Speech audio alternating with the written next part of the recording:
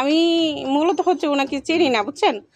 মূলত আপনারা যে টুঙ্গি একটা একটা পোস্ট করলেন না, ওই পোস্টটা দেখা মানে আমি নক করছি আর কি। তো ওই ভাইয়ের কাছে নক করছি, করার পরে যেহেতু আমাদের সরাইল বলছে উনি, তো সুনটা রসুলপুর, ওই রসুলপুর আমাদের পাশের গ্রাম।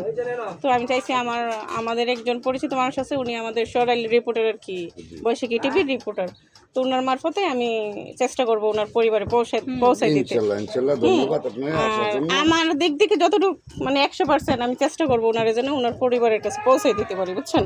আর আপনার ওনারে 2-3 দিন রাখলেন, সেবা যত্ন করলেন, তাতে আমি অনেক খুশি। যেহেতু আমার এলাকার একটা মানুষকে আপনারা উপকৃত করছেন, ধন্যবাদ। তাই দিয়েছেন, নিয়ে দিয়েছেন, এটাই।